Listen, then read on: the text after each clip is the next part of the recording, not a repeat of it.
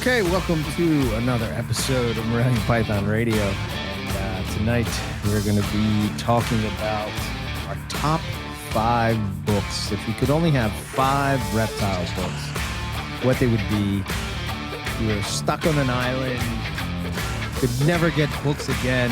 Everything was an island near Australia, because then it would actually be like the White Lip Island in the Torres Strait. I mean, my God, yes, I'd be totally all right with that. Okay. But because then some of them would be even more useful. But yes, the only 5 books that we would recommend, or if we only had to have 5 books, obviously this is Morelia Python Radio, so it is going to skew towards Australian species. If you're shocked by that, what are you doing here? Yeah. So yeah. Clearly, you're not with the program. Yeah, no. How'd you find this? Yeah. So we're going to talk about that. But first, yes, it is that time of year, Owen. It is. And it has been announced. So if you are a member of the MPR Morelia Pick of the Week group over on Facebook, you'll have seen the post that it is now calendar time for the calendar competition for 2020. I guess it'd be 2022, right? 2022. Yeah. So definitely go over and enter. There's a thread on the Facebook page to tell us you the rules and how to enter. You can only enter one animal once, so you cannot just put 20 different entries of your animal. You can't throw people. Yeah, it is always them. It is always them. And it's always like every single angle of their chondro's head. And it's like, yes. you have to pick one. Because then I have to pick between 45 different chondros. Yeah. So now, of course, if you are wanting to get in the calendar, here's the best way to do it. Obviously, we don't like tub shots, so you're going to need to take your snakes outside. Get some nice lighting, get a good camera, get a good photo. Well, technically, they don't have to be outside. They don't have to be outside. They just don't need to be in a bin. We're just looking for a professional, quality. Exactly. We don't want to see them on newspaper with shit in the corner. All right. Yes. We know that's what most of the pictures are. Yeah. Because we have the snakes. Like, I guarantee you, if I went downstairs and took pictures of mine on my phone, that's what it would be. Put some effort into it. I would say that there are some categories that are more loaded than others. So I'd say to get your chondro in there is going to be the hardest, because those are the ones that we have the most entries in.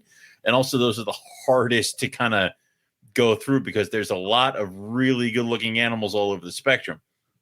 I would say that there are probably some other ones that might be a little bit on the lower side. So if you have, say, like an inland, or, a bull and iron and Pelly python, because I put them together this year, and I was thinking about putting imbricata and inlands together, just because we don't get we don't get that many. They're not. It's there. It's like we need to pick between 200 chondro pictures and these 3 inlands who are all Tim Tyndall. And that's how it goes every year.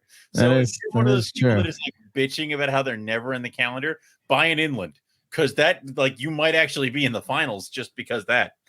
If you have an inland and you haven't entered it, what the hell? Get on that. So yes. You can post a picture in the thread, 1 picture per animal, but you can enter multiple animals into the same category or different categories. So do it up. You have from now till the end of October. We will close down entry October 1st. You have 30 days, and then we will shut it down.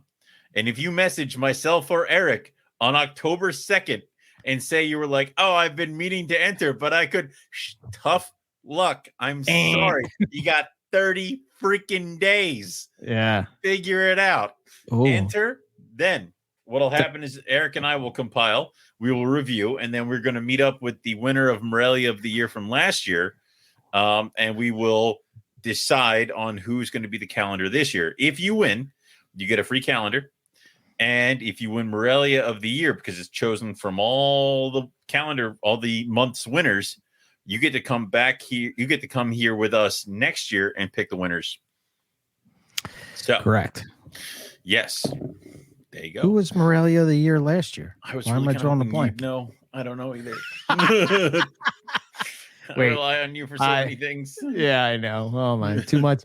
There's too much stuff in the brain. Yeah, I've noticed that I'm at the point now when stuff is in my brain and more stuff wants to go into the brain. You're just like, no, something's got to come out. Well, I mean, we can There's no more room. We'll have to send a message to show historian Robert Stone, and he'll let us know. No worries. I will go to the NPR, MoreliaPythonRadio.com, because... yes, it'll show it up. That's the other thing. You also get put up on the website. Terry Burwell was Morelia. Yes. We can interrogate him on how many rough scales he's going to be sending to me this year. Mr. Rough Scale. How could I forget? Anyway, let's see. Yeah, that nice rough scale he has sitting on the blue branch racers.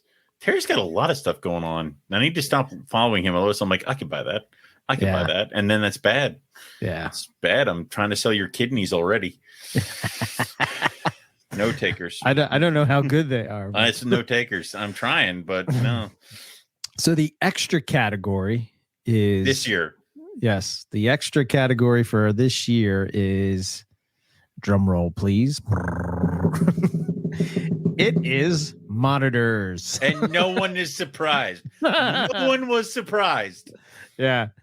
I think we had the choice between what was the choices we had? We had monitors. I said, you would do we'll do vipers, but then I remember a couple years ago we had a rattlesnake in because I think we had wild caught pictures. Right.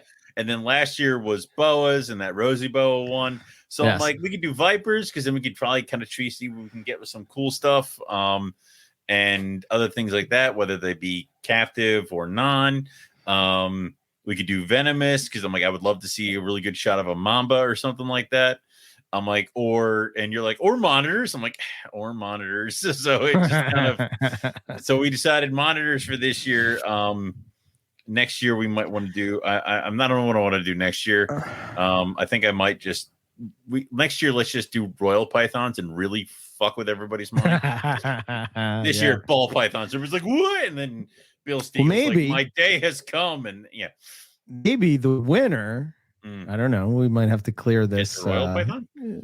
No, maybe the winner will get to pick the extra category for the following year. You know what I mean? Up the ante a little bit. Yeah, I like it.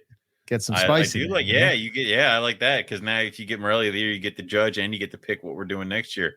Because then it also means that that's less work for us to do.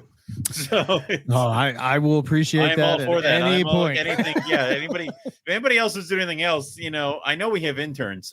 I don't know what they do here, so it's. Yeah, Owen says, get interns. It'll be great. Well, they don't know what they do. What did they do? My stress level went up. What is the point and purpose of them? They're great guys. I love you, interns. You're fired. 1 and 2. I won't tell you which one is 1 and which one is 2. That will be for you. I constantly tell them. I think at one point Lucas went down to intern 18 this week. Poor Lucas, man. Poor Lucas. I got you, Lucas. No worries. I don't remember what I demoted him for. Owen's always demoting. He's a demoting guy. I don't know if he would be able to live and shop right. I fired them several times. Owen, where's all the people slicing cheese? I fired them all. Fired them. They're all horrible. Guess what that means? You're slicing cheese. I mean, that would, all right. Wait, what? Yeah. Well, I wouldn't. That's why there's demotions. There's no firing. You can't leave. You're just demoted. Yeah. You're just not as important. Okay, fair enough. Wow, the Dr. Julander has some nice monitor monitor picks in here. Oh boy. Oh my god, Justin will be good for some of the inland picks, and he comes out of left field and monitors. I'm like, no, go to your and jabbing him with his stick. It's like, get into your category and shut up. Like it is. He's just super lucky, man. I don't know. He always gets the flip of the coin on Reptile Fight Club. I mean that's just not fair. If I were Chuck, I would demand a new coin. Yes, but I know. I would say that it's going to be a hard category this year with monitors. Yeah. And it's already looking bad. I'm like, oh shit. Like, and as soon as you put a parenti in there, it's horrible. Like, well, dude, like, come on. Come on. Yeah. Yeah. Yep. So NPR calendar. This is what this will be remember. I think this is I want to say this is the 9th calendar. We messed up and not had one year. Yeah. Yeah. And do you believe that in 1 month we'll be going into our 11th year? Owen's crying. If you can't see it right now. It reminds me slowly tearing up. 11 years of my life gone. It's like, but what have I done? What have I? Why did I answer that thread? But no, it's like what Nick said. He's like, I've been doing this show since Owen didn't have a beard and Eric didn't have any gray hair. I'm like, it wasn't that bad. And then I recently saw a picture of myself from back then. I'm like, holy shit. It is. Yeah, I just had this stupid little goatee thing. God, why didn't anybody tell me I look like an idiot? So yeah, well, we all look like idiots. I guess. What are you gonna do? So it's just but it's just 11. I forgot October is 11 years. God damn. Yeah. Wow, man, that's crazy. So when will we quit? I don't know. I don't know, man. I don't know. When will I be released? Eternity. We'll be doing radio in heaven. I need to be set free. God's going to be saying, I can't believe that they're still talking about carpet pythons. Oh, they're not that interesting of snakes. Yeah. But what about rough scales? Oh, now you have my attention. That is entirely different. That is a different animal altogether. Superior Morelia, some would say. Yes, some would say that. Yes, I would. So last week, there's yeah. So last week, we talked about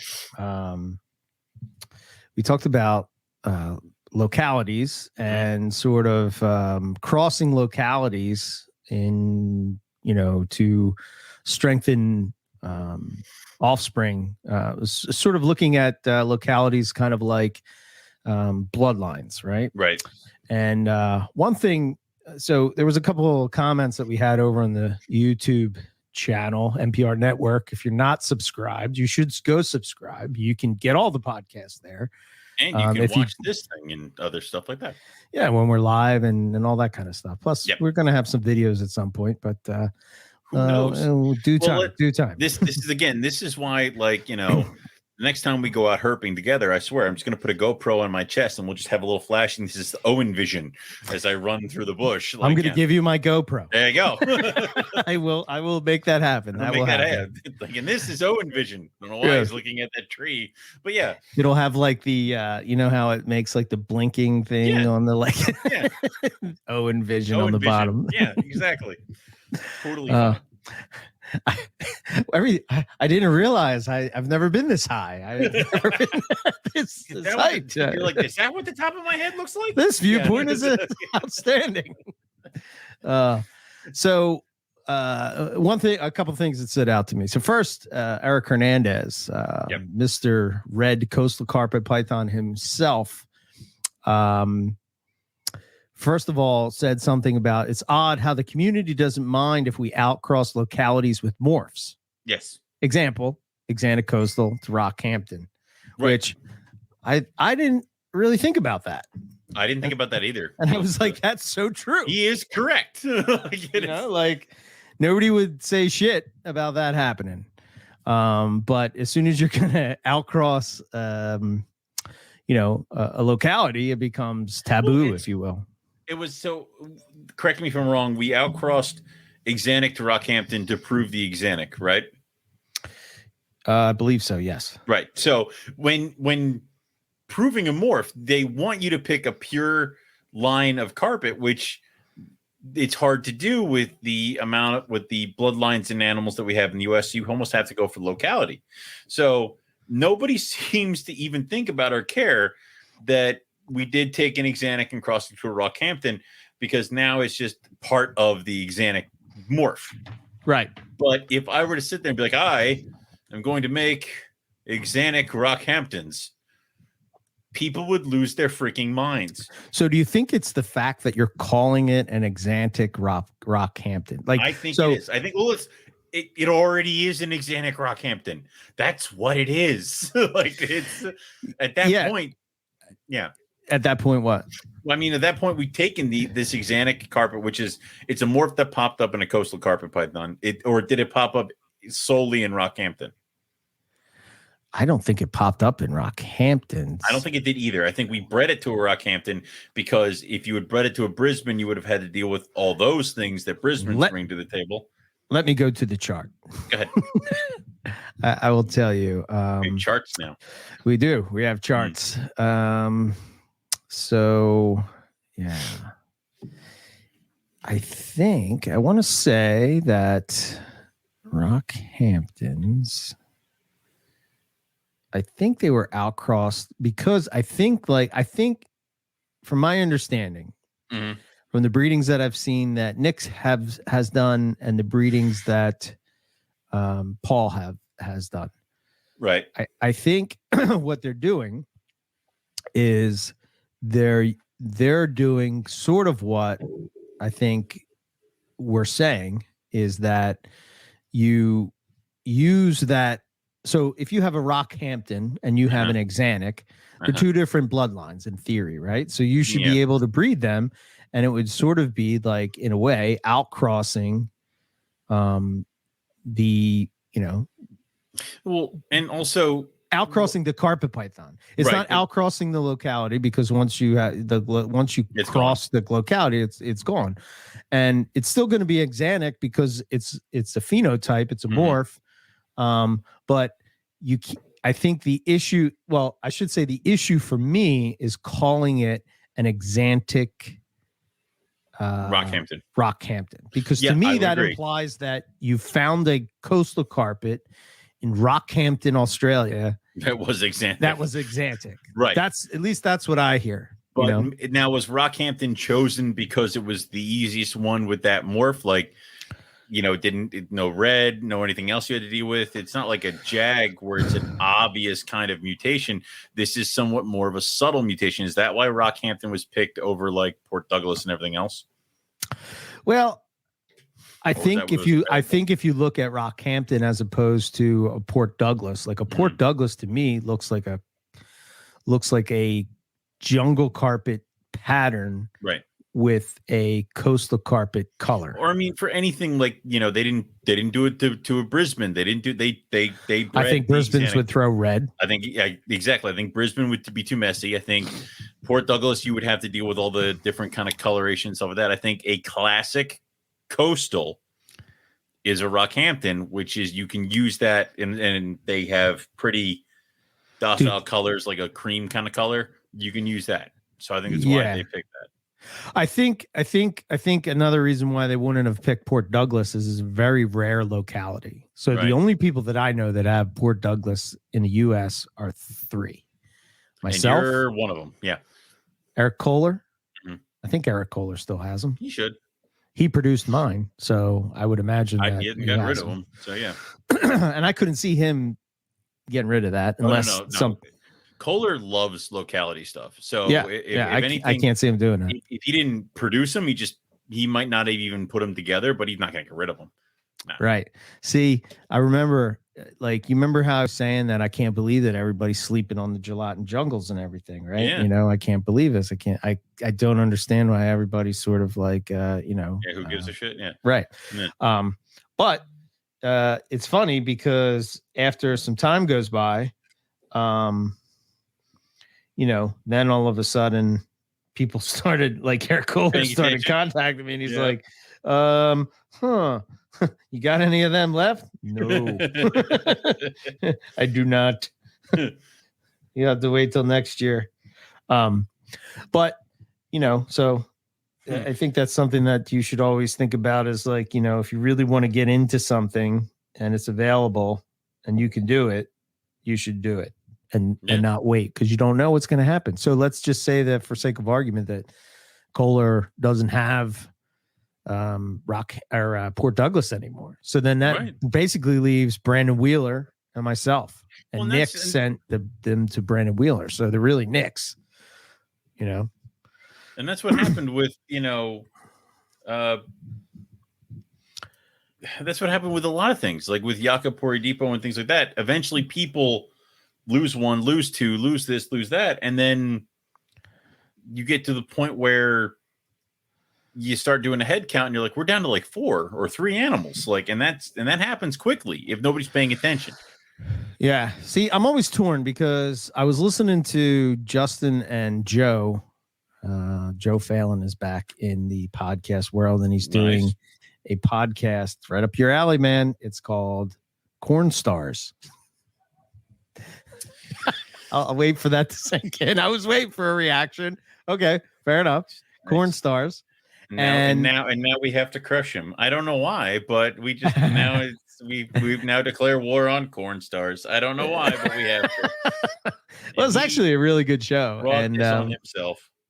It was a good show, but I think the thing that they brought up, and I agree with Joe, but at the same time, I'm kind of like I don't, right? But the idea that it's just a snake. We're not putting it back in the wild. Why do we care? I don't know. We're going back. I don't know why we care. I don't know why we care. That's something that I'll have to meditate on or something. Even the rarest shit that you have, I'm talking the rare, like my Timor pythons, they would not come to me. Like if there was some scientific project where they needed to reload the wrinkle with Timor pythons, they would not come to my dumbass in Pennsylvania or anybody else that has Timor pythons. They would go immediately to any AZA accredited zoological facility, and they would be like, hey, breed this shit. And even then, they would also open up the breeding facilities over where they're from to do that.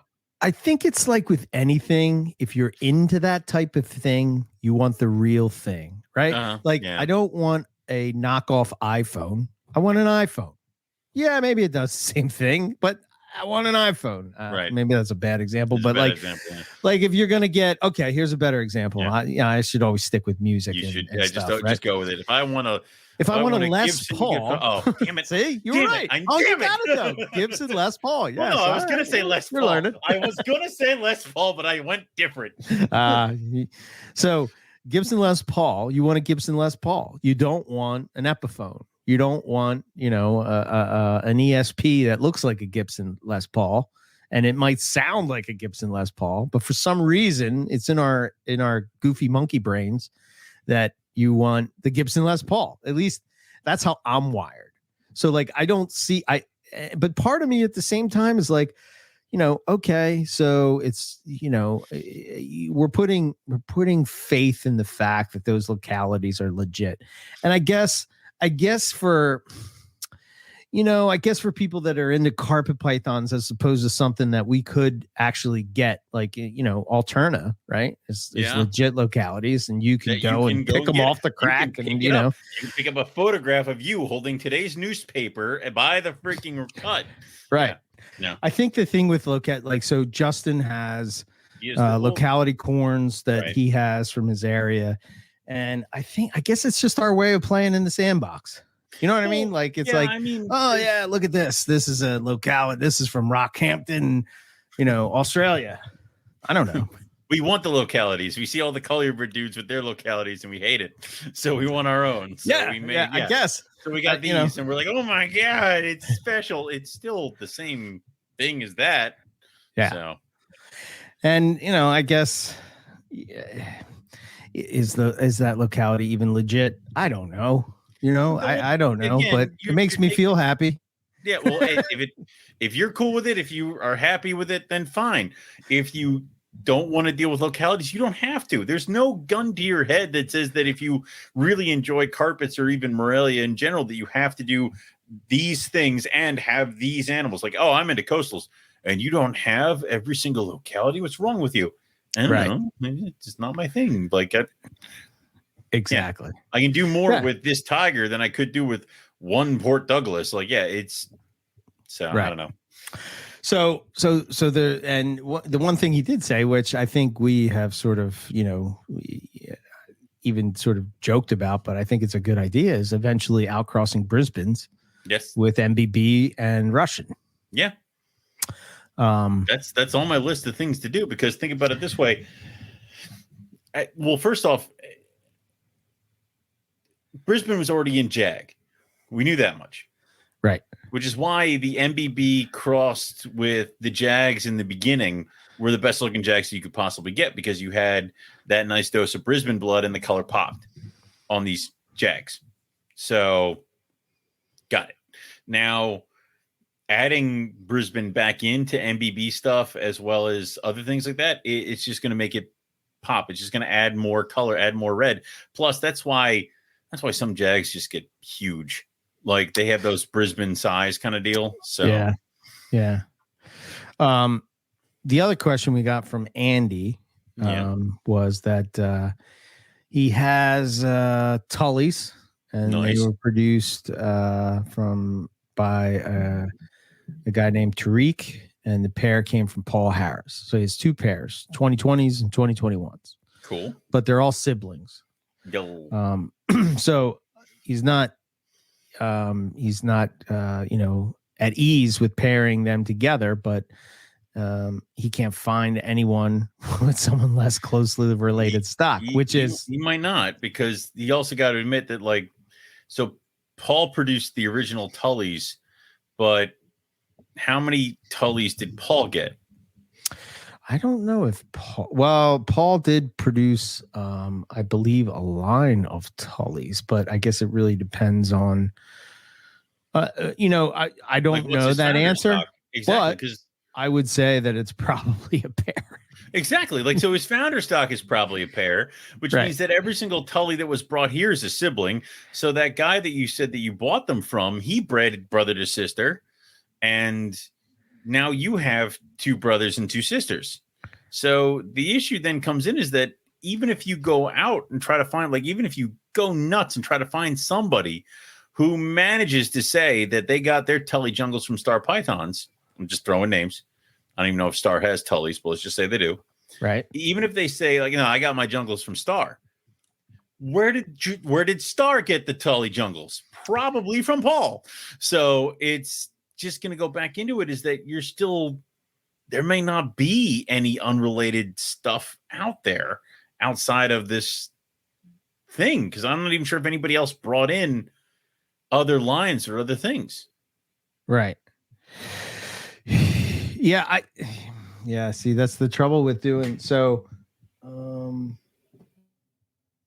The Tully, Paul has produced Tullies, and the one that Nick has I'm not saying Nick has it, but if you look at one of his lineage charts, when Paul bred the first zebra in 95, was it to a Tully?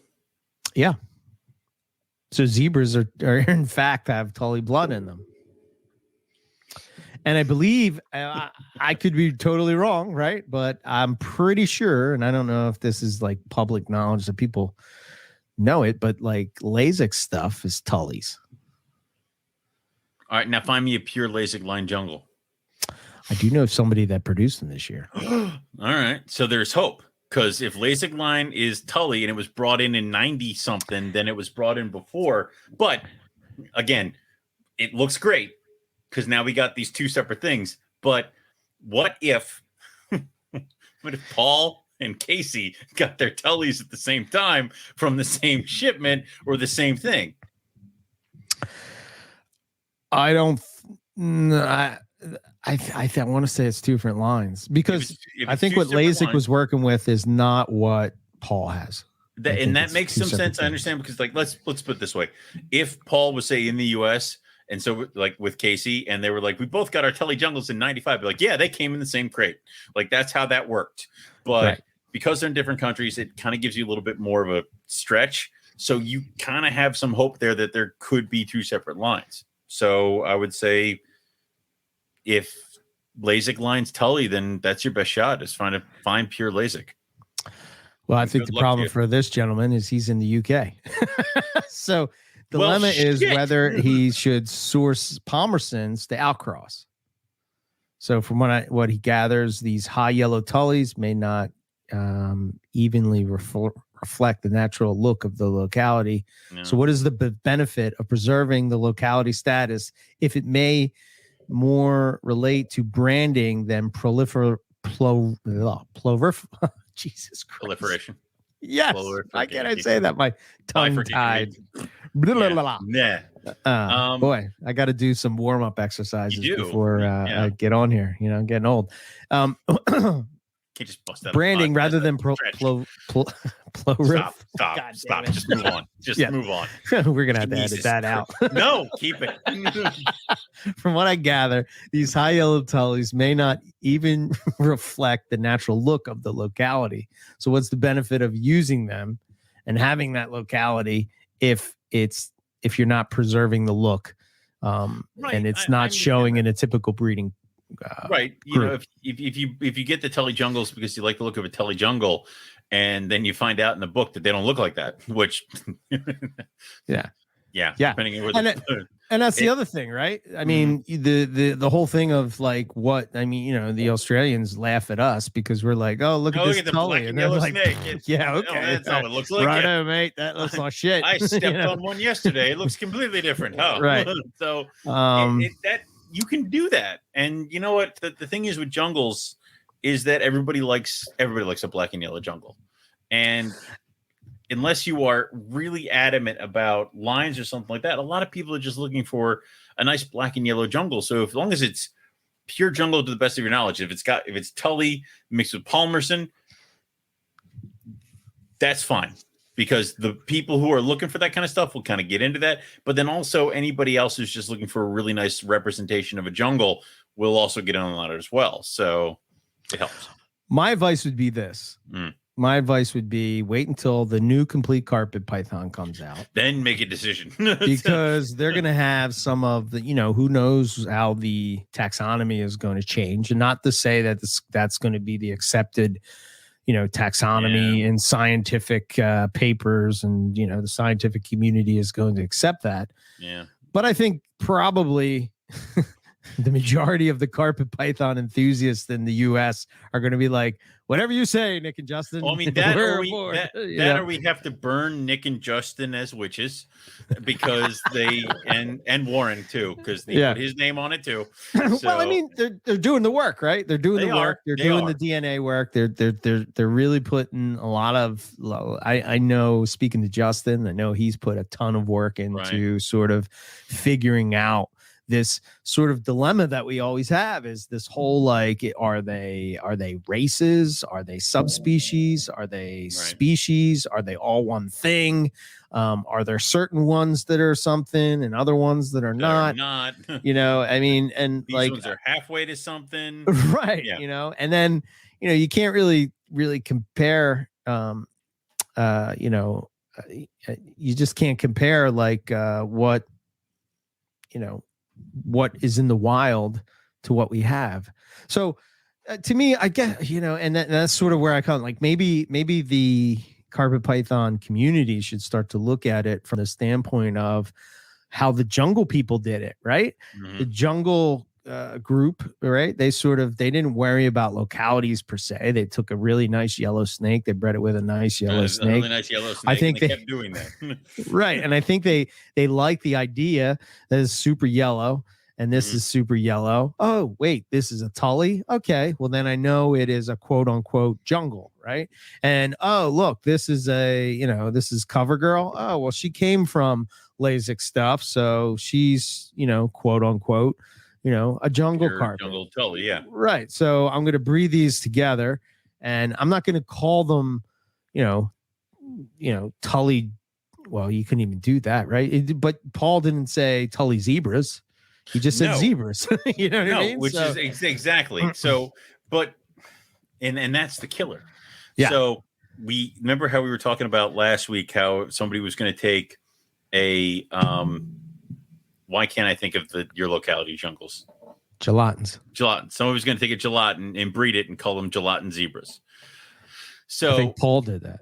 But why didn't we do that for Tullys? So why is that okay for gelatin and not okay for Tullys? And I'm going to tell you why. Because a Tully jungle zebra looks exactly like any other jungle zebra.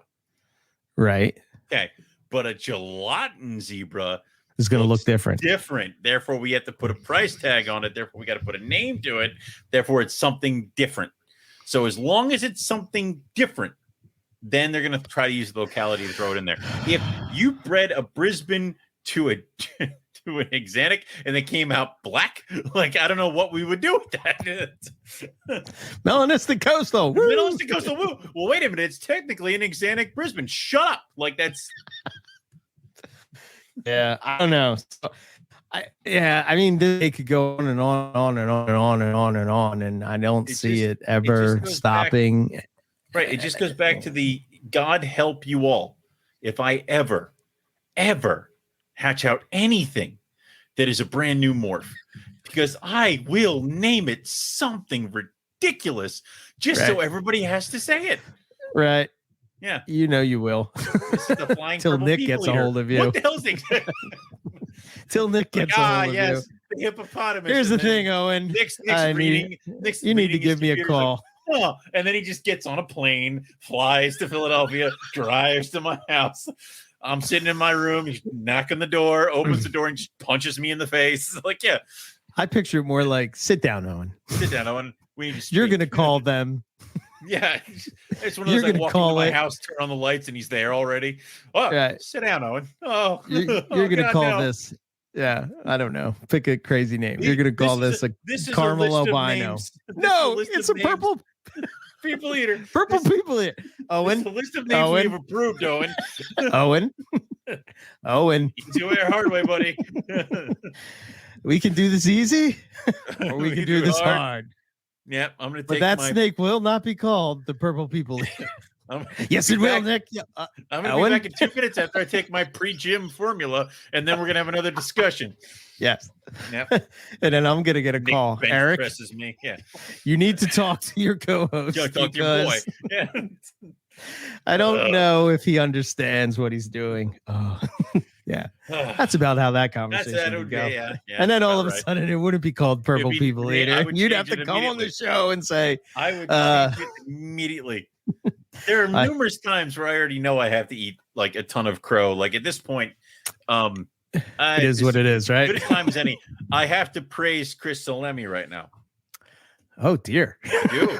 Because I threw up a question about geckos and this, that, the other thing, and he's sending me a bag full of gecko sheds from his knobtails so that I can try to get the mad hogs eating.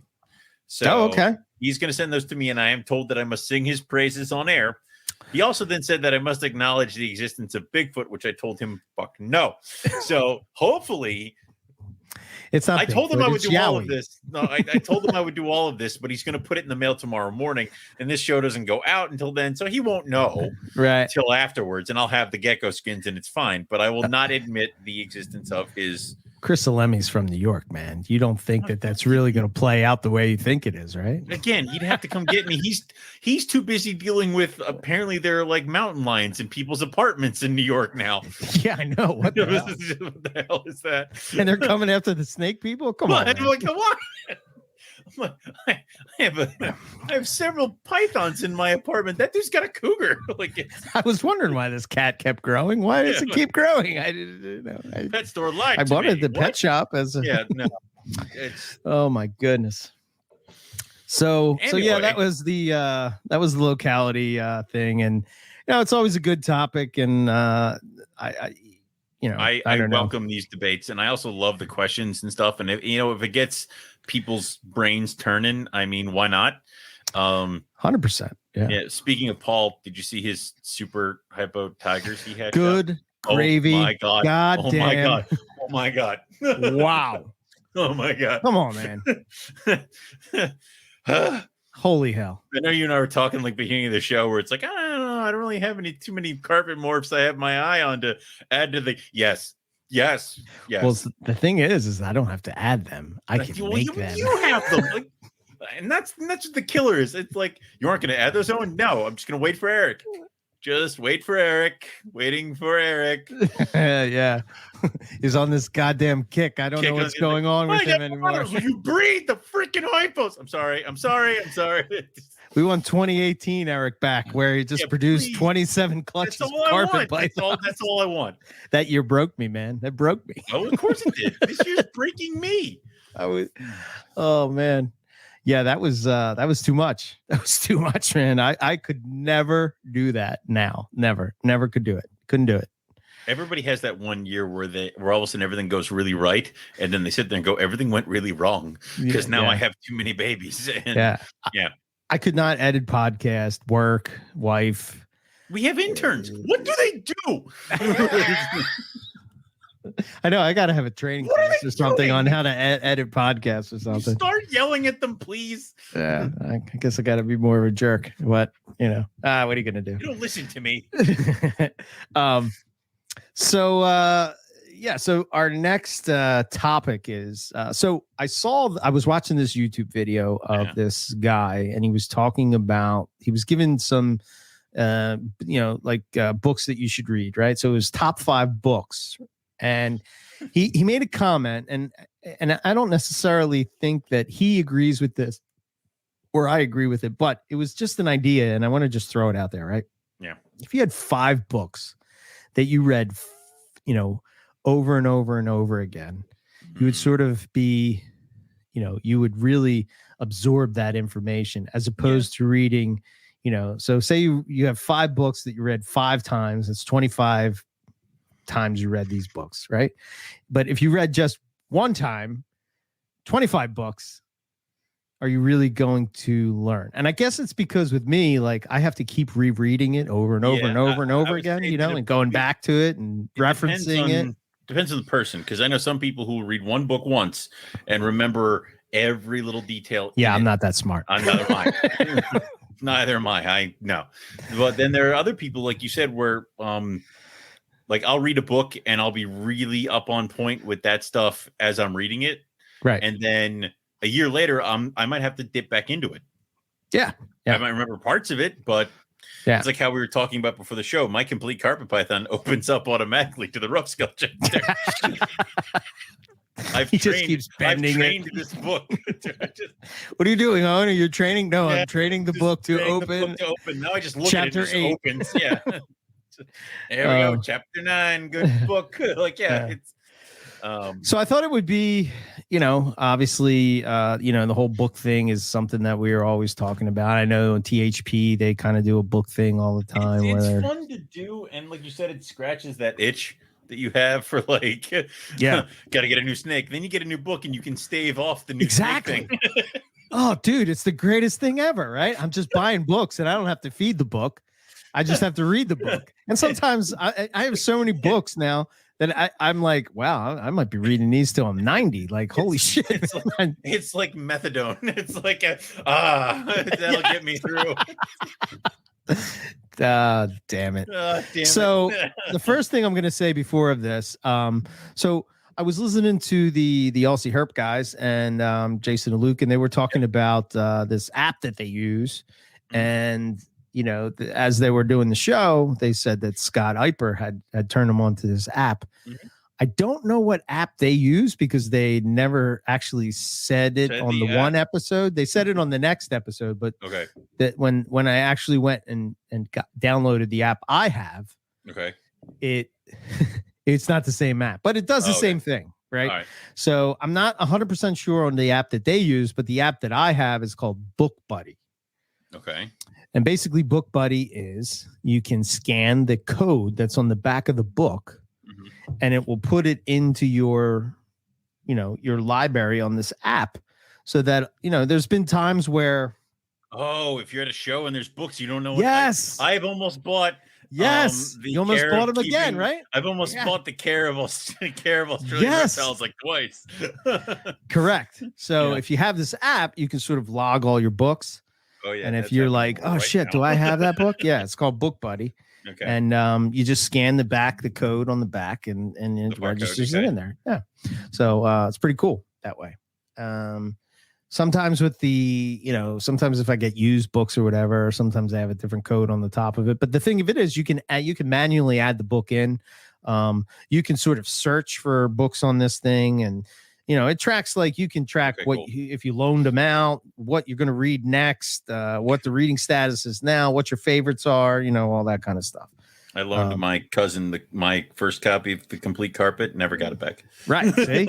And again, and I don't know what it is about when you loan out reptile books. You might not see them for like a year or 2 years or something like that, and you forget. After that time, you sort of forget about it. But if you sort of use an app like that, maybe it'll help you. But for me, it's more along the lines of, if I'm getting like, I subscribe email to a couple of book companies that email me like a price list. It's even like buying reptiles from Bushmaster Reptiles, where it's like every Monday you get the price list of the books, the rare books, So I enjoy that way. Anyway, so there's that part of it, the Book Buddy app. So we were going to go through the top 5 books that are our favorite books that we can read over and over and over again. And obviously for me, it is, like Owen said, The Complete Carpet Python by Nick Mutton and Justin Julander. That is also on my list. And yeah, as you could have guessed, I have so many notes in here, and so I have 2 copies of it.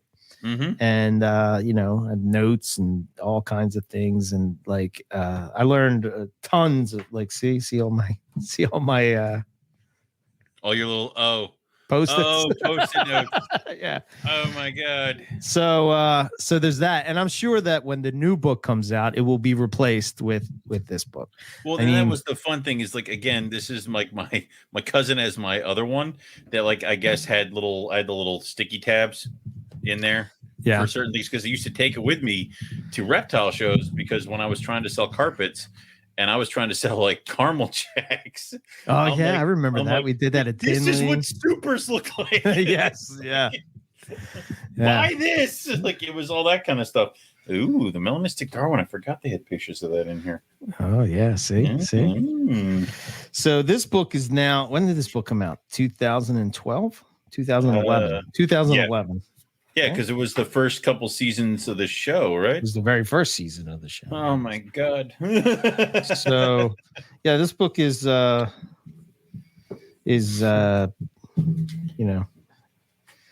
can't believe it's been that long since this book came out. Holy shit!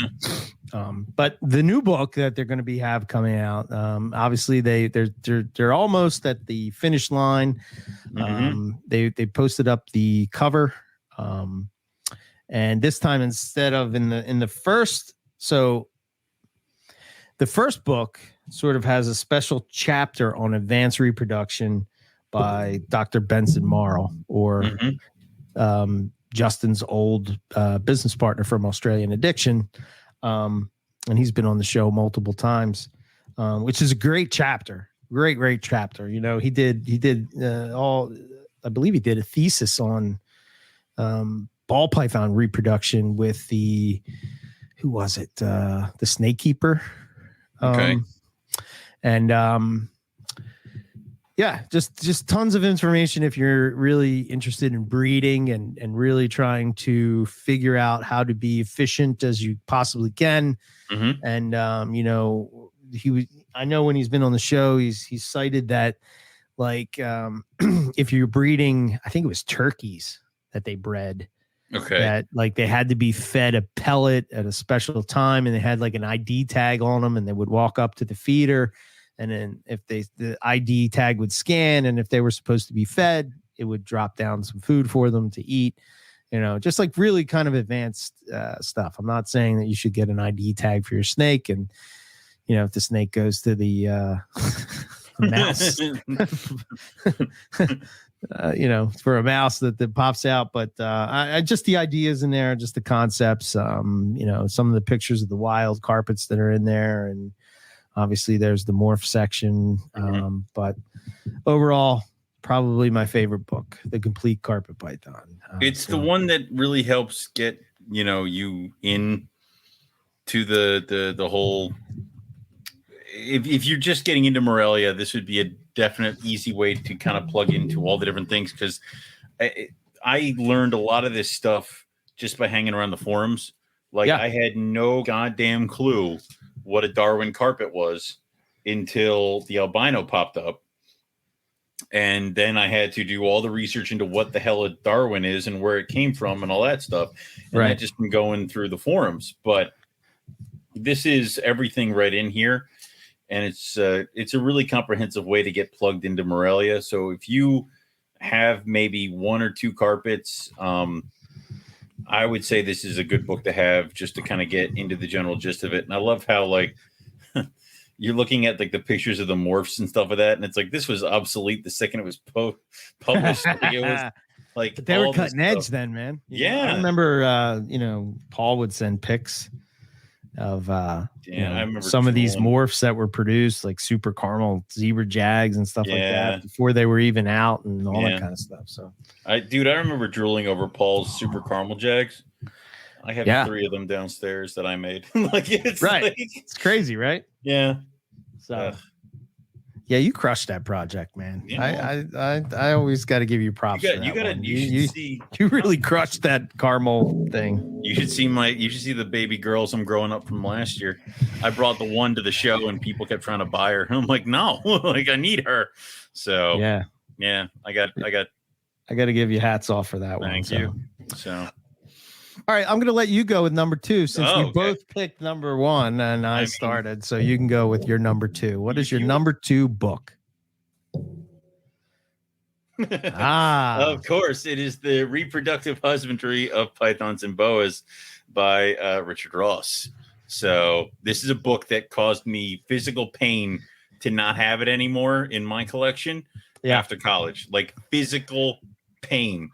To when I got it, which, guys, if you're gals, if you are thinking about books and you can't find them, reptile shows are a fantastic spot to find good reptile books. So, and they're cheap too. The other thing is a lot of these guys who do vendors at reptile shows have Facebook pages that you can go on to, and they'll have books up there that you just have to message them for, and they might have 4 or 5 copies. So they might only bring 1 to the show, but they may have a couple copies back at the shop. And they tend to buy a lot of either library books or personal collections or something like that. So they do have more coming in and out. So if there's a book that you want, jump on it or check out these Facebook groups. And then there's also one of my favorite websites is called Thrift Books. It is great. Yes. Great place. And if you buy a certain number of books, you get a free one you get a free one. So I bought a couple books and I ended up actually getting one of the other books on the list that I'm not going to reveal right now for free because it was only a certain amount of money and I had already bought a certain number of books. So, and you can set up alerts that you want these books. And if they ever become in to the inventory, that you get an alert, because that's how I ended up getting an alert for the More Complete Boa Constrictor. Okay. So I love this book, The Reproductive Husbandry.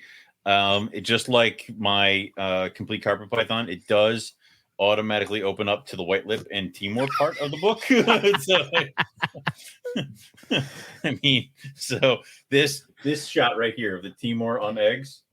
That's the money shot. I would die, I say. So there's I didn't realize they had the burrowing pythons in here. Yeah. I don't want those. I don't. Sure you don't. Yes, I do. So it's a great comprehensive guide into breeding boas and pythons. Do you still reflect back on it all these years later? Yeah. It is a great stepping stone. So you start here and then you tweak it and then you add things and you do this and you do that. Did I tell you that I put in the pass through for my Timors? Oh no. The PVC pipe? Yeah, they hate it. They hate it. They're on the opposite ends of the cages, both of them. Okay. So I put the pipe in the because it's not breeding season right through, and they're over here. I'm like, I broke them. Like it was. They hate everything, and they're just over there. And I'm like, great. They're not going to breed because they won't. These are your older Timors or Rob's Timors? Okay, no, my older ones. Rob's Timors. I'm feeding Rob's Timors, and they're getting a little bit bigger. So don't break them. I'm not going to break them. Not going to break them. Okay, all right, there will be no breaking. Very good. So okay, but it's a great book. It's a fantastic book, and it's a great place to, if you wanted to, I would say, like, let's say you get a couple carpets, you get the Complete Carpet Python. You start playing with carpets, you're successful with carpets, you want to try other species of python, then you get the Reproductive Husbandry of boas and pythons, because then you can try to dip into some of the rarer species, some of the ones that you maybe are a little bit harder to breed, harder to deal with. Yeah.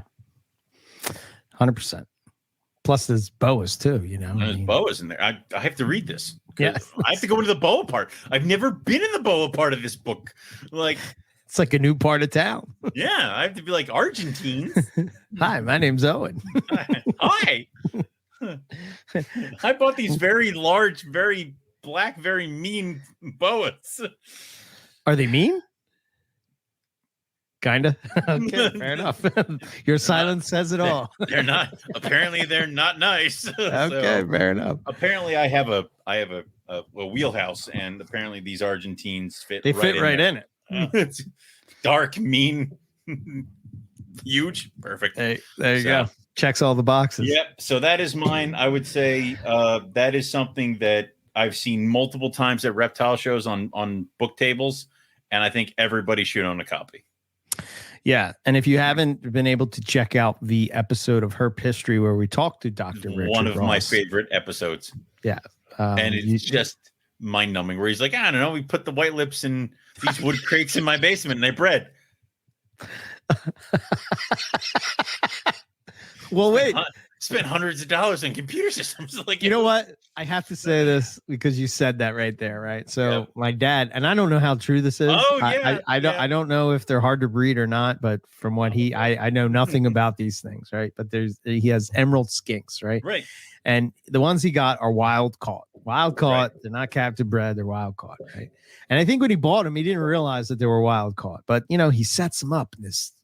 Dude, the tanks these guys just the picture you sent of the baby on the leaf. This is amazing. This is amazing, right? Yeah. So he says to me, he's like, "Yeah, I'm researching these skinks, and everybody says that they can't breed them, and they're hard to breed, and he's like, yeah, I'm gonna get a pair, and I'll see what happens." And I was like, okay. I said, so my advice to him as we were talking, I said, maybe you just want to let them alone. Like, I mean, the cage itself kind of takes care of itself. And, you have this nice bioactive substrate, misting systems, all the bells and whistles, the UV lights, the basking spot, whatever the temperature's perfect. He's got thermostat. Dude, he's no expense. He's got it all. Right. He sends me a picture and he says, I guess they're not that hard to breed. Look, there's a baby hanging on a leaf. There's this little tiny green skink on a leaf. And I'm like, no shit. Again, why we need to get your dad to like some of the shit that we like that we can't breed so that he can do that for us. I mean, I don't understand where it's like he's happy with the little skinks, but like, come on, man. My dad has this way. Drowning in Bolins right now if your father would just get on them.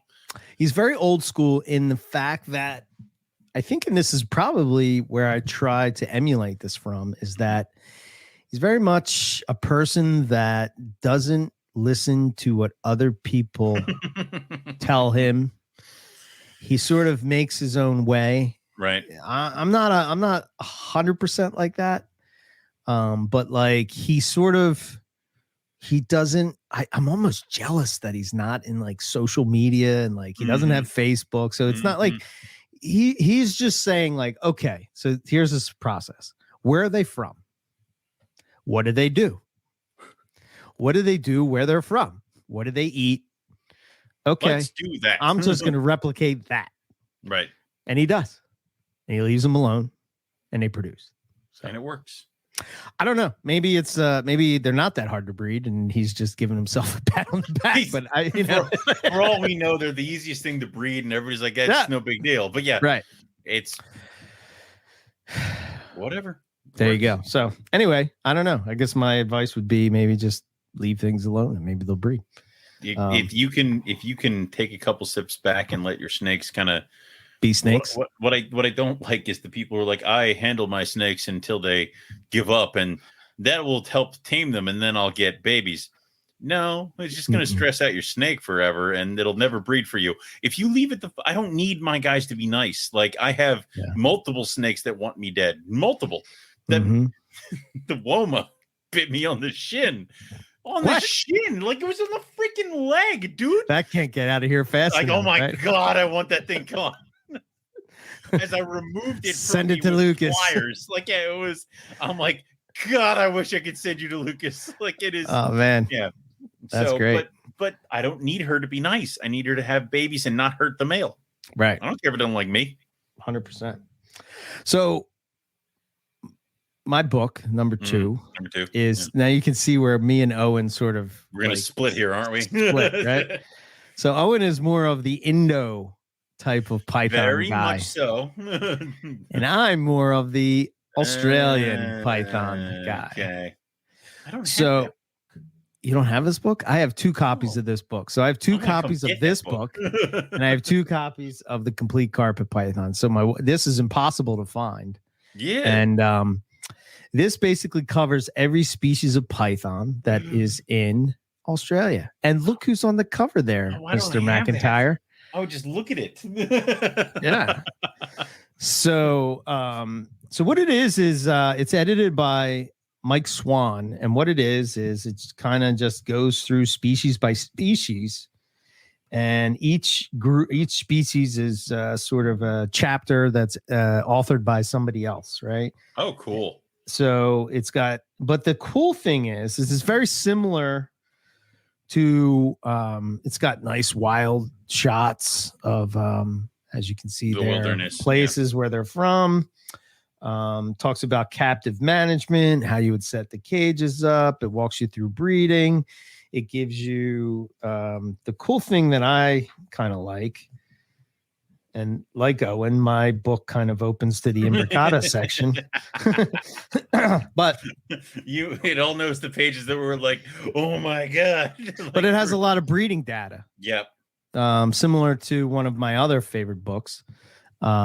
And we'll get to that. But basically it says, like, here I'm looking at this one is for black-headed pythons, right? So it's clutch number 1, female number 6, lay date, incubation days, first mating to incubation days, lay to mating days, ovulation, pre-lay shed, incubation days, pre-lay shed. It gives like incubation period days, first mating, hatching percentage of fertile eggs. So just all kinds of data, like tons and tons of data. At the back, when you flip through all the way to the back, it sort of has a morph section. And do you remember whose cages they are? You see that? Yeah, isn't that what the Rex? Like, are those Will Leary's? Oh, Jesus. So, and then look, you got Balin has pictures in here. Yeah, tigers. Yep. Will Leary has pictures in here for his Jags, and it's so funny. At the time of writing this book, there was Jags. Oh, look, they have a hypo Jag in here. Is it a hypo Jag? No. No. Jesus Christ. Granites, zebras, diamond jungle jag, Irian Jaya jag, and Axanthic coastal. And that was it. What's the name of this one again? This is called Keeping and Breeding Australian Pythons. All right. Excellent book. That's my book number 2. Okay. Covers every species. Oh, and back before we were graced with seeing the magnificent species of, oh, look, Owen, it even has olive pythons, and it has the Baroni olive pythons. Stop it. But it has a whole chapter, which here's the rough scale. And guess who wrote it? John Weigel. John Weigel. Tells the story. Oh God, it's only available in Australia. Yeah, I had to get mine from Australia. Oh God, damn it! With $50 shipping to the US, damn it! Peter Krause did the Owen Pelly Python section. So all right. Next time we go to Oz, we're just gonna have to go to a bookstore. Yes. God. Every once in a while, I see them. If I see it again, I'll get it for you. I'll grab it for you. And listen, people, if you're listening in Australia, if you find that book for like $5, send it to Owen. Don't worry. The people from the Reptile or the Australian podcast, they have my address apparently. They do. I wonder how they got that. I wonder how that happened. I don't know. Anyway, so what's your number 3? This is one you got me onto, and I beat you for it. This was one of my. This is again for Thrift Books. I got a couple books from them. This was actually free because it was on sale for like $5 on Thrift Books, and I had a thing, so they sent it to me. So it's the Art of Snake Keeping, and I've started. You see, I have my little thingy in there because I've started looking into it. And I actually put a bunch of, because right now, if you go to like Lowe's or Home Depot, a lot of the houseplants that they have are on sale for stupid cheap. So this book has a couple of different plants that you can include into a vivarium and what might work for different species and stuff like that. So I'm planning on adding a couple things to the cage with my false water cobras. So I went to Lowe's and they had a bunch of big pots of savanna grass that have been doing nothing but been getting watered and hanging out in the sun all summer. So they're huge and they're like growing out of the pot. So I got them and I just put the whole pot inside the cage that I'm making up for the false water cobra. So there's this like one corner that has this pot that has these very tall savanna grass that cover up this entire back corner. It's kind of like a cool thing to hide.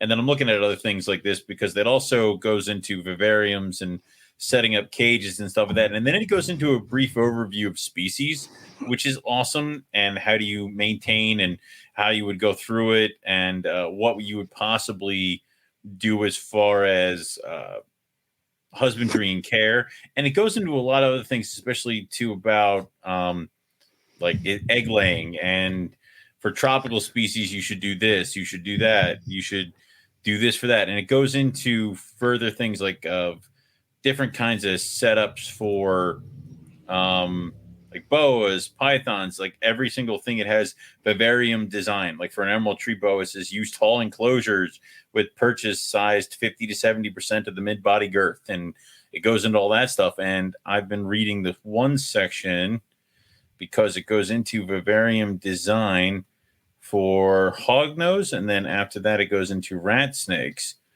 And then after rat snakes, it goes into beauty snakes.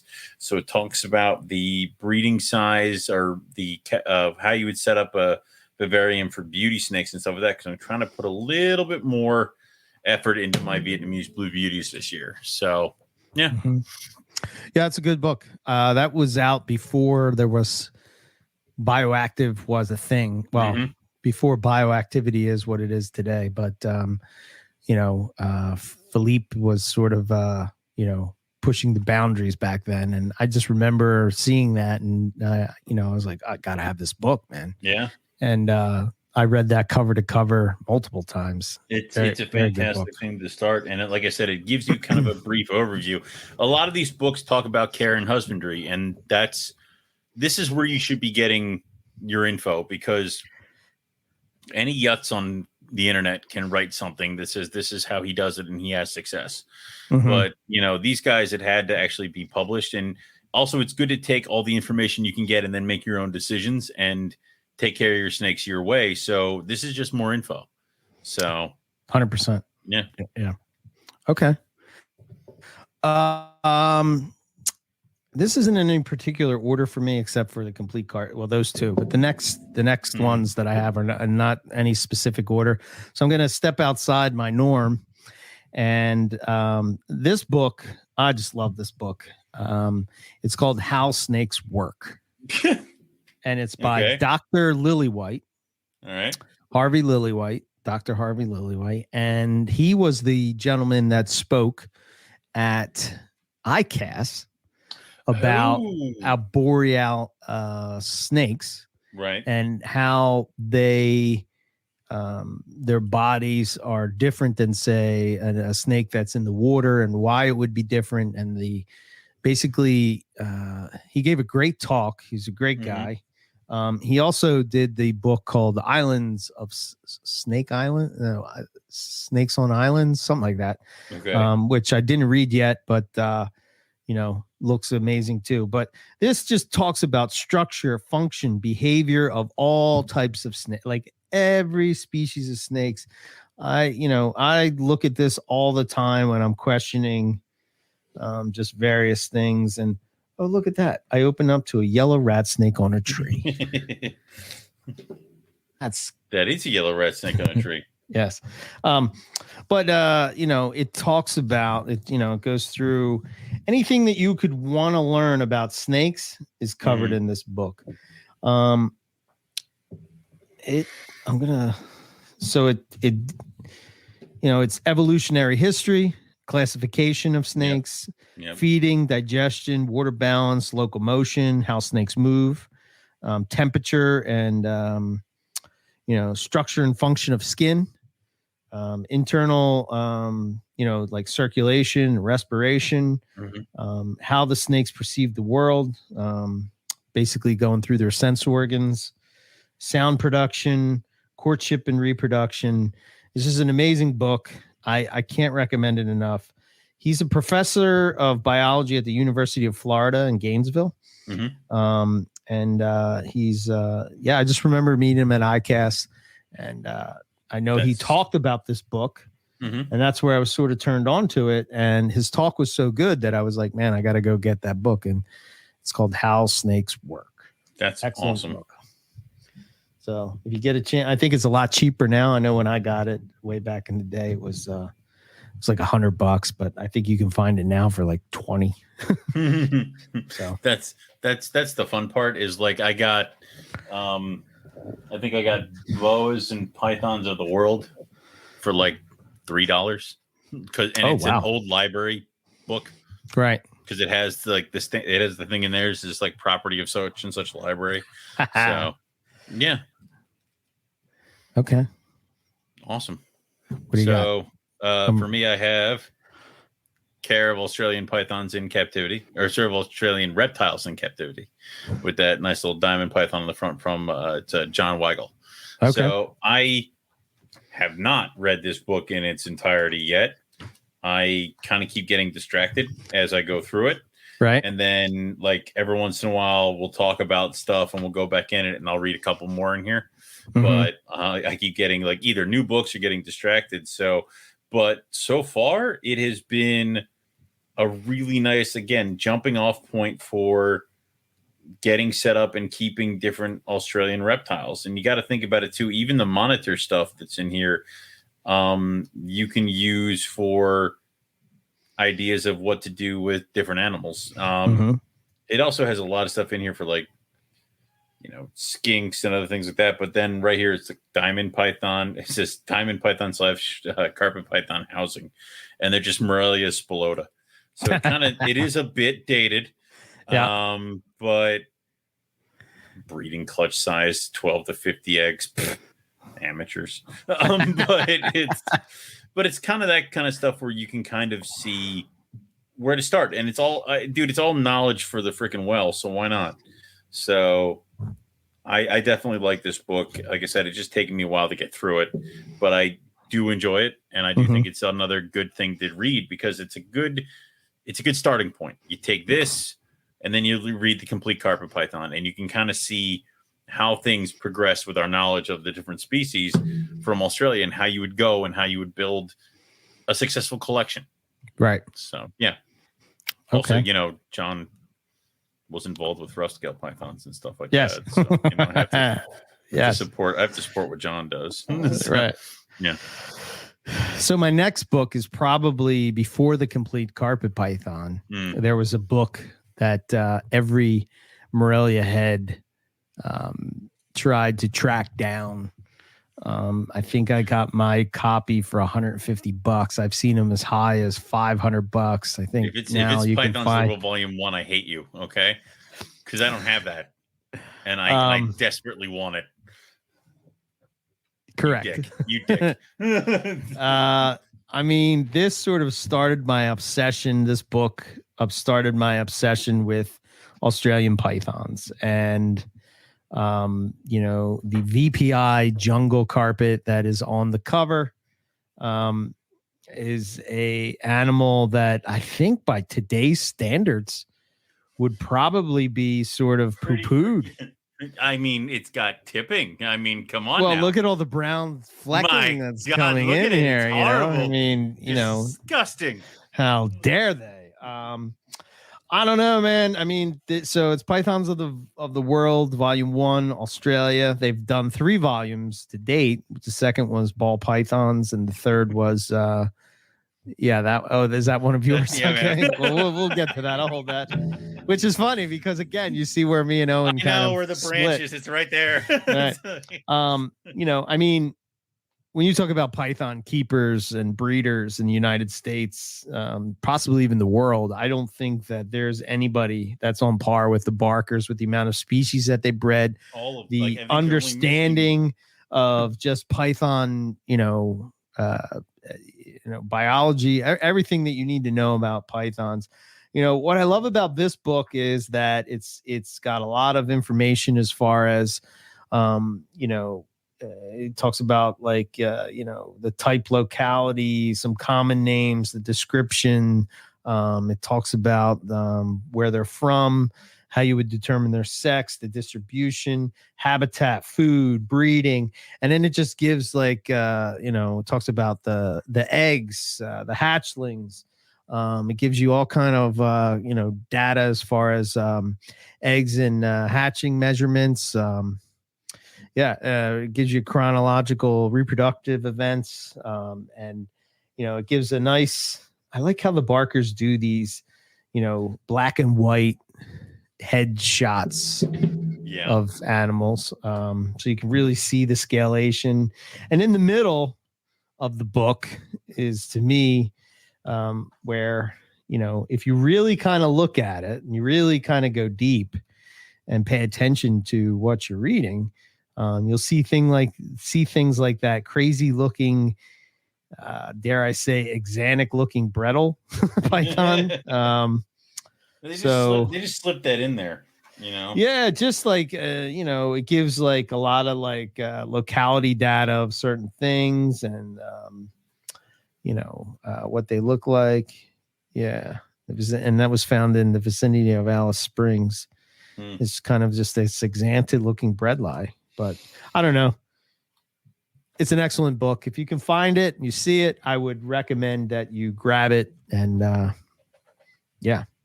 great book. I mean, while we're on it, go ahead. Mine.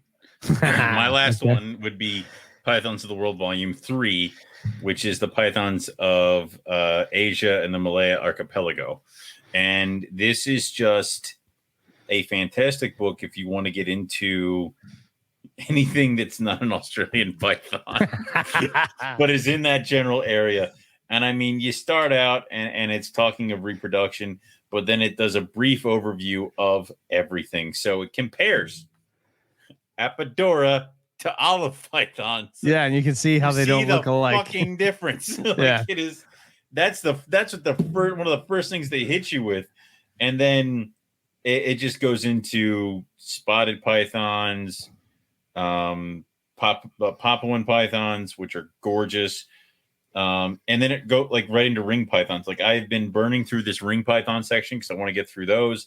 And then of course, all the white lip stuff, northerns, southerns, it goes into the different, other subspecies that have only been described because of the dead ones that we have floating in jars in different museums. And it goes through all that. Those are separate different species. It goes into the black phase white lips, but then it starts touching on things like maclots, dunai. Oh, it's a pretty dunai. It's like water pythons, things like that. It goes into all of them, and it's a nice way to expand your horizons. If you're just into carpets, but you kind of want to dip a toe into liasis, this is a good thing to get because then you can kind of see which way you want to go. I have a love-hate relationship with liasis. I love them. They seem to hate me. Yeah. I just seem the only ones that seem to be able to get off the ground are olives, but it's a great book, and it's a great book to kind of plug you into what else is out there. And that's something that I kind of credit this show as, because when I think I started, I had 10 coastal carpet pythons and that was it. Right. So you, unless if you're just a beginner, unless it's been brought to your attention or it's been shown you, like you've seen it at a reptile show or been able to handle it, you might not know certain stuff's out there. Right. So this is something that you can kind of go through, and a lot of people do this, look at the pictures in these books and go, what the fuck is that? And then they plug themselves in. They want to learn everything about it. Then they want to keep it. Then they get excited about it. So this is a great thing to get people plugged into liasis, Malayo python, like the Timors, other types of retics and stuff like that. Also, if you even wanted to get into white lips, which I would recommend never to do. They're horrible, horrible creatures. But I love them, but it's a great way to kind of see what's out there and kind of maybe jump in to a different thing. Kind of close, but a little bit different. So wow. Even has, Matt's slug python things are in here. Has what? Matt's slug pythons are in here. Oh, I was like, wait, what's slug pythons? Is bloods and short tails. Slugs, yeah. So I think that I don't know where they are as far as completion of the book that they've been working on forever. Is it was supposed to sort of come out when that one came out, but obviously was that volume 4 of what is it? We talking Africa? No, I think it's going to be similar to what they did with the ball pythons, but it's going to be all on short tail pythons. So it's going to be everything and anything about short tail pythons. Yeah, it's kind of like, because that's the weird thing is volume 1 is all about Australian animals. Volume 2 is pretty much just ball pythons, and then this one is the rest except Asia. For Africa. Well, exactly. You'd think you'd want to do Africa, right? Yeah. I think the thing is, though, is Africa you have you have 3 species of 4 species of python, right? You have the 2 species of afrox, right? You got ball pythons, and then you got Angolans. What about, where's the burrowing python? Calabar? That's in Mexico. Damn it. Why did I think that? And I don't even know if that's necessarily python species. 100%. I think it's one of those, I don't weird know. Ones. Like how some people say it is, some people say like how ring python's a boa in Latin. But no, it's like, I think that there are no other African species, right? Nope, that's it. Yeah, pythons are sort of you could no, those are boas in Madagascar. Yeah, pythons are sort of Indonesia and Australia. That's Australia being the I would say that Australia has the most species of pythons. Which is probably why I love Australia so much. Yeah, being a python guy at heart, Yeah. And then South America is nothing but boa species, right?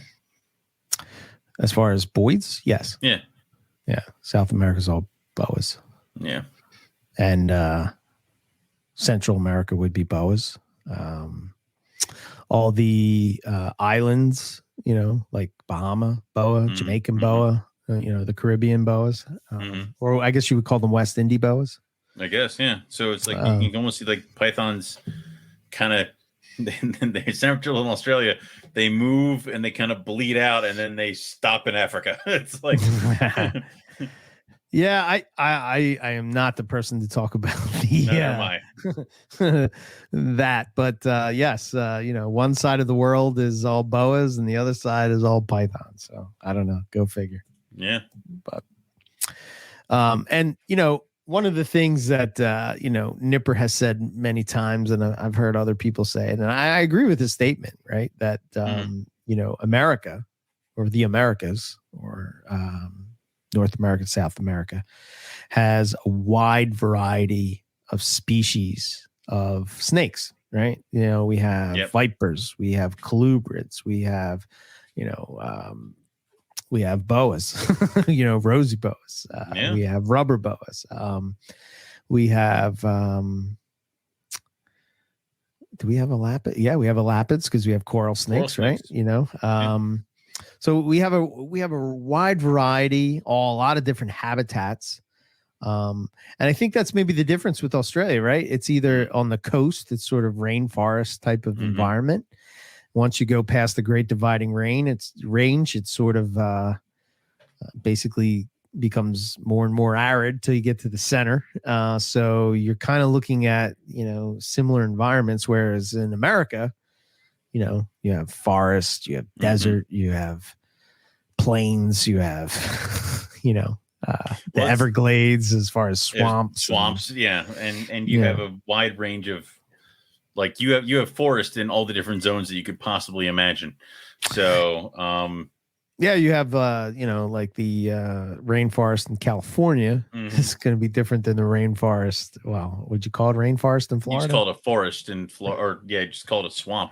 So You just call it a swamp or a different type of forest. So there's a lot of different things there. So we have all the different ranges, and it is very cool and that you can kind of see that. And I'm definitely getting more of an appreciation for it since we haven't been able to go to Australia and just hanging out with what we can do here, which is awesome. Yeah. Did you see that one thing with that guy who found an albino Western Diamondback in his yard in Texas? Oh, I didn't see that. Baby albino Western Diamondback. No shit. Yeah. He's like, oh, it's pretty. And he put it back. I'm like, I don't know how much that costs, but I'm pretty sure it's expensive. Like, I don't know venomous, but I'm pretty sure an albino Western Diamondback has got to be expensive. Yeah. So, well, the one thing that he says is just the variety, right? So in Australia, they sort of have basically pythons and elapids, kind of, right? Yeah. You know, I mean, I know there's other types, there's colubrids and stuff, but basically you kind of have that. But even still, my next book kind of focuses on all of it, and it's called The Biology and Evolution of Australian Snakes, and it's by Alan Greer. And I've seen this relatively cheap, $25. I know it probably used to be an expensive book. Scott Eiper turned me on to this. He said this is a must-have if you're into Australian snakes, and it's just there's so much information in it, man. It's just, you know, I don't know, man. It's just a great book. There's tons of data in it, tons of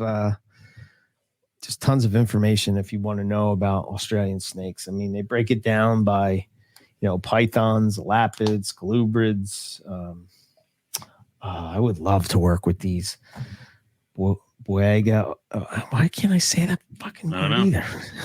By the way, I take it back. Apparently albino Western Diamondbacks are like $400. So yeah. Oh, okay. Yep. Irregularis that we saw. Yep. You know, they're in here. That's one of my favorites. As far as some of the other snakes besides Australian snakes, they got all the different, elapids, brown snakes, and all that kind of stuff. But it's just all the no touch. Yeah, the no touch stuff is in there as well. But you're right. Australia is either pythons or elapids, and then yeah, that's it. Guess. Yeah. Well, they have colubrids, I guess, that, you know, sort of, I don't know, are rear fang venomous. Thank you. Like, what was that one where we're like, I'm not sure if we should touch it, and then it was like going to town on Rob's hat, or it's like, oh, that was the Slutty Gray. Yeah. Or I'm like, he's like, I'm pretty that sure thing it's was safe. Crazy. Like, well, the thing is, like, we're pretty sure it's safe. And then it's just like, and we're like, but maybe we don't touch it. And I'm like, okay. Yeah. So yeah, I do have an honorable mention. Yeah.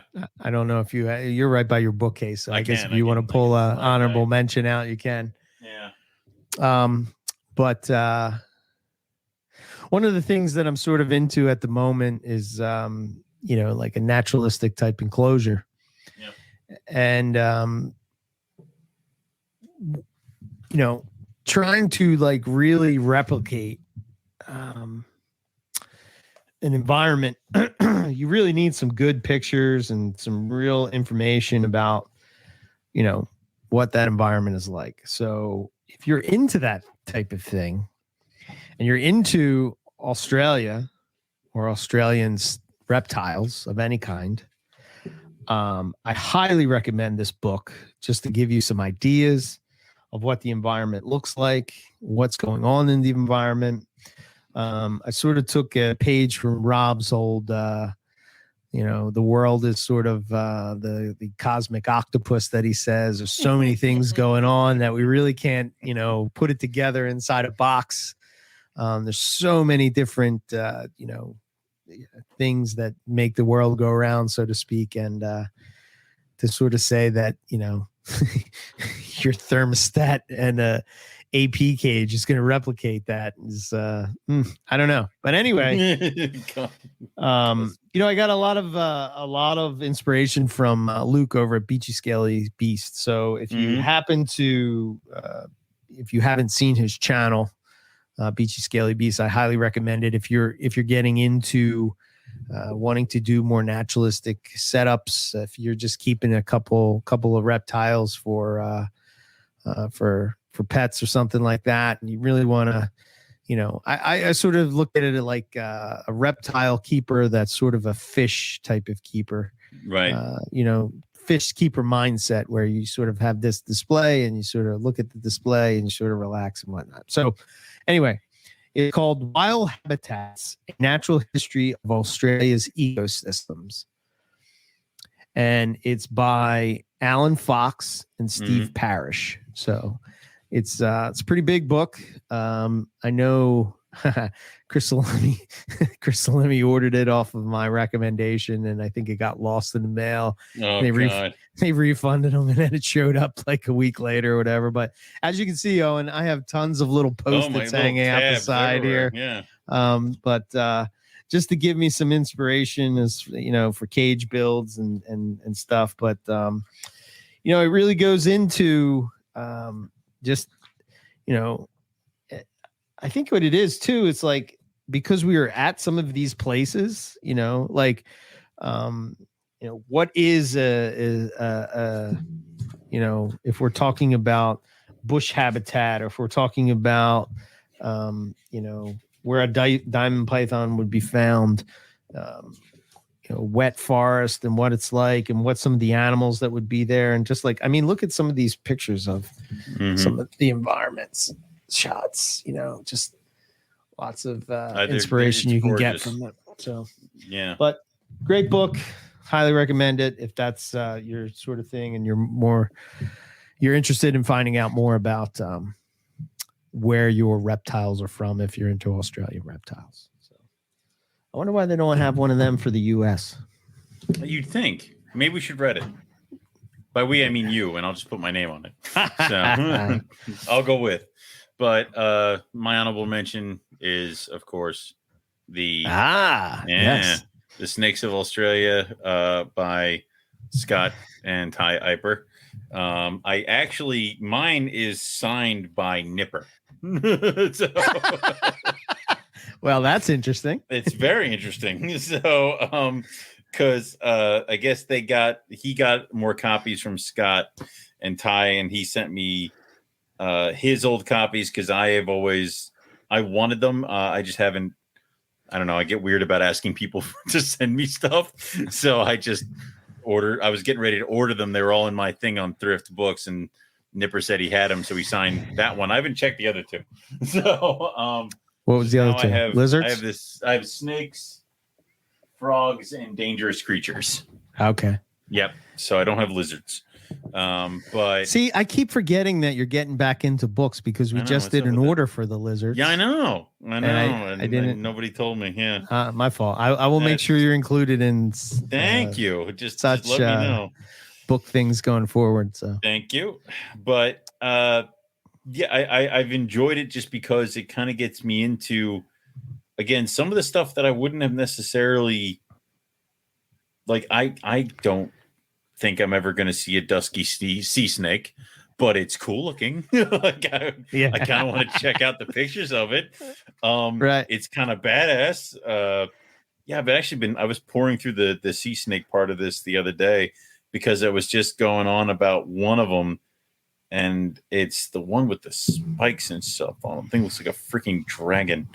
I don't think I'm going to be able to find it again, but it's a great comprehensive guide. And like, if I didn't have Rob or you in the bush, I'd probably... Here it is. Yeah, the horned sea snake. Thing looks like a dragon. It's nuts. Wow. But cool. It's beautiful. Yeah. And I was just going over that. But, like, I would have this with me if I was in Australia, just because it's very easy to follow. Like, I've had snake guidebooks that kind of tell you what snake you're looking at, or, how many scales are on its head? 12. All right, turn to page 18. And how many scales are on its chest? I don't know, 4. It turns to the... All right, is its head this look isn't like a choose your own that? fate book. Like, yo, come on, like, tell me what this thing is. So it kind of, this seems way easier and way more comprehensive, so I do enjoy it. And I wish this is how U.S. books should be written for snake identification. Honest to God. Yeah, it's great. I have 100%. 2 huge books back there that are snakes of US and Canada.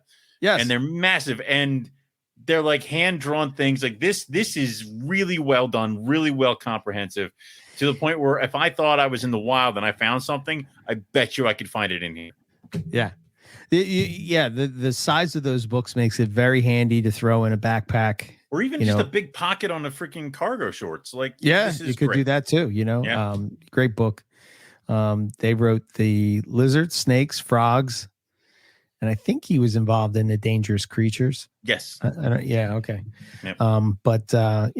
Lizards, great stuff. And then dangerous creatures, and then according to the back of the book, dangerous creatures. He did that one, and then he did the frogs. Now, I'm gonna show you a book that you are gonna like, but it's not written by them. All right. So we have the dangerous one. Yeah. I bought that one when we were at Croc Cove. See, again, like why wasn't I paying attention to such things? Right. So that's Reptiles of Australia. Yeah. Then there's Snakes of Australia, which is the one you just talked about. Yeah. There's Frogs of Australia, which you just talked about. There's Lizards of Australia, which you just talked about. Yeah. But these are mammals of Australia. Yeah. I was looking at that in here. I'm like, why don't I have mammals of Australia? Yes. Because I felt very inadequate when you were rambling off. That's why. I know. You're just like, this is a red kangaroo. This is a gray kangaroo. That's a red. That's a gray. It's a wallaby. That's a wallaby. Yeah. Flying foxes. I just thought it was small, medium, large. No. Yeah. Well, yeah. But, the reason, and this is going to sound goofy, but the reason that I bought the book Mammals was because I was interested in looking at some of the various rodents that would be found in the carpet python. That's cool. Yeah. I didn't think about that. Spots. And then sort of referencing that to sort of then look and sort of see if you can get some ideas about the natural history of those mammals to sort of see if it gives you any kind of highlights into, when they would be eating or how those carpets would be eting or anything like that. So what you're telling is we should start breeding kangaroo mice just so we can feed them to our carpets. Yeah, exactly. But the wallabies, man, they're cool. And I don't know. I just keep thinking of, look, that's your what do you call it? Your soulmate there on the rock. That's my right here. Spirit guide on this. Yeah, on the spirit rock. guide. Yeah. As I was wandering in a fever dream. Yeah. It's dude, and I love wallabies, and I love all Aussie mammals, dude. Like they do have some cool mammals, right? Oh my god, dude! I always wanted to work with Tassie Devils. I always did, because can you imagine? It's basically just a very pissed off like wiener dog that is just like eating like raw meat. Kind of is, and screams at you, and it's like yes. I kind of like the numbat. Numbats are good. Wombats are awesome. If thylacine was still around, I'd be all about them. Yeah, cool stuff.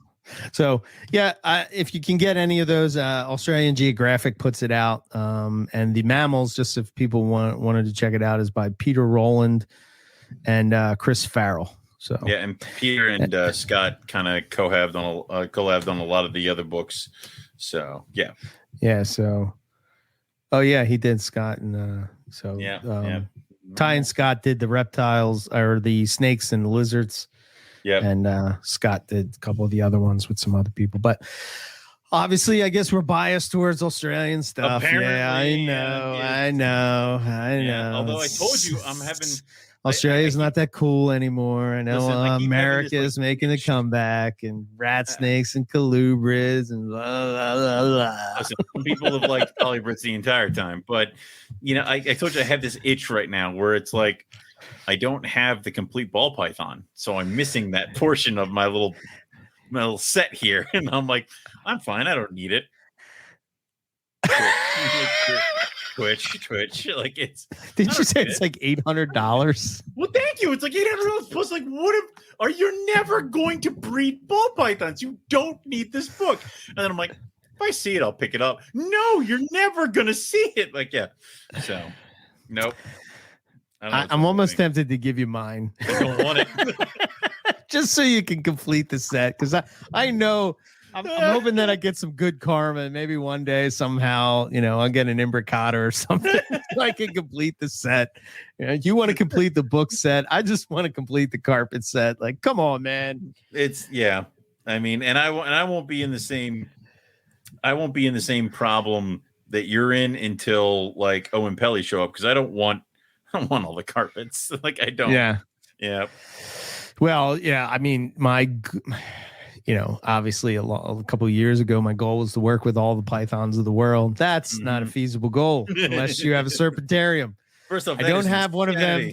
Maybe one day, I can do that, or we can do that, and we can have all the python species in the world, or whatever, which would be even great. Then, but even then, I think we would get to a certain point where like these things are fucking annoying, and we get rid of them. Yeah. But for me, my goal is all the Australian pythons, and I think maybe who knows, maybe one day some zoo stock will get over here of Owen Pelly's. I don't know. I know some of the stuff's in Europe, but maybe King Horneye will get here at one point. I very seriously doubt Baroneye would get here. But at the end of the day, a Baroneye kind of just looks like olivaceous, so they kind of look the same, and it's just an olive python. Do I really need see this is what I'm saying. You're like, it's not the same. Do I really need that? No, you don't. My olive python is fine. Why do I need this one? I don't need another one. Yeah. So, and I've just ordered a naturalist guide to the mammals of Australia. Push that button right now. Like, it is.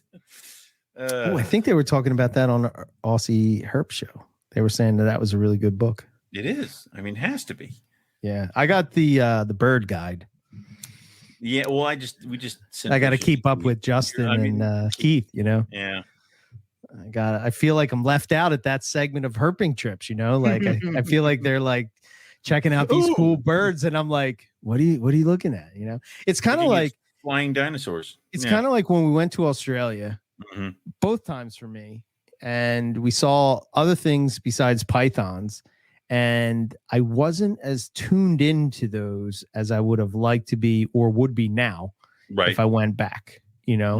Like remember when we were chasing the imaginary monitor on the bumpy road of death? Yes, I do. Yeah. There was a monitor there, but we don't know exactly what kind it was, and it kind of got away before. Whatever. But anyway, that was cool. But I think if I saw it now, I would be more pumped to see it. And to seeing the Mertens was friggin' awesome. But to go back now and see them after sort of talking to Mike and Dude, can you imagine taking a guy like him that's been like breeding them and all this other stuff, taking him there and having him go to that park where these are wild Mertens, like hanging out and chilling. Like, this is the stuff you have in your cage downstairs, but this is where it's supposed to be. Like, I would love that. Yeah, I would. It's like how if we do end up going to the Kimberley, when we end up going to the Kimberley, like, you guys can't plan it for the day of my wedding. If it's the day after, I'll explain it to her. That's fine. We'll figure it out. But like, I just think you can't. I need to go to the Kimberley and see the rough scales. Like, I need to go. I need it. So yeah, we'll get you there. All right. All right. But yeah. Ooh, I do want to get what? I do want to give an update since you talked about the Kimberley, right? I do. Okay. So we did a round 2. Me and Nipper did a round 2 with Mark O'Shea. And no. Dude. Okay. This guy has some amazing stories. That's freaking awesome. He really went into more detail about the rough scale expedition. And this is the Herp podcast. When is that out? Well, I can send you the Thank you. Finally, 11 years, and I finally get perks. I can send you the file, the unedited file of the conversation. You've earned that, my friend. Thank you. Finally, it's like an arcade. I can cash in my 11 years worth of tickets to get preview. Preview of your interview with Mark O'Shea. So I know we talked about it and that it would be out, but the reason that it didn't come out is because I sent a copy to Mark and he was he wanted to redo it and whatnot. So I guess that's where he is and why he is who he is. And I'm like, hey man, I get to talk to Mark O'Shea for another 3 hours. Bring it on, man. Yeah. But if he wants to redo stuff, he can redo stuff. That's fine. And then we have to go back and talk to him again about Papua New Guinea, because we did talk about Papua New Guinea, but there's way more that we can get into in Papua New Guinea. Lisa just sent me this whole thing. He did a whole interview on finding white lips and stuff like that. Yeah. Well, we did talk about them a little bit. Yes. Oh my freaking God. Yes, we did talk about that. Ring pythons. I hate you, Nipper. I hate you so much, Nipper. you are my like nega Owen. You're like the replacement. I do all the work and you're getting all the God, I hate you, Nipper. And I can say these things because you're all the way across the ocean. You know what? I hope your tea sucks today. Yeah. So yeah, it was a great conversation. I don't mean that. Please don't hurt me. Yeah, he'll break you and his heartbeat won't go above 82. I imagine he's just gonna be like, oh, it's like he'll sip his tea. Well, all right then. Like he's just like, I imagine he's got a book of shit that I've said that pisses him off, and he's like, check. Like he's just gonna circle this one. I'm going to have to rip your spine out of the back of your back. That is not cricket. It's like, but anyway, what an awesome dude. What can I say? Anyway, awesome. Probably going to be working on it over the next week, and then I have to send it over to Mark. He's going to check it out. Then we'll go from there. And why do we have interns? Like you're like, I'm working on it the next couple of weeks. Why do we have interns? Just keeps coming back to that. Yeah, what are you gonna do? I'll tell you, I will tell you, I promise you it'll be well worth the wait, because the first time we talked about the rough scale expedition, I think, and this is something that Nipper kept saying as we were having the conversation, right? That what may be trivial for you, meaning trivial for Mark, like we're just on the seat of our pants, it's like we want to know all the details, everything. Just tell us everything. So he's telling us about when they found the well, actually he didn't find it's sort of the Owen Pelly thing, and he sort of has the same mindset as I do. Who cares who found it? Right. You get to see it. You were in the expedition. Like, do you think I sit there and I'm like, Keith found the Owen Pelly. We just all, we, the collective group. Yeah. I mean, Keith saw it, but we all, I'm with you. I'm with you 100%. Exactly. Right. Like, I don't give a shit if it doesn't matter to me.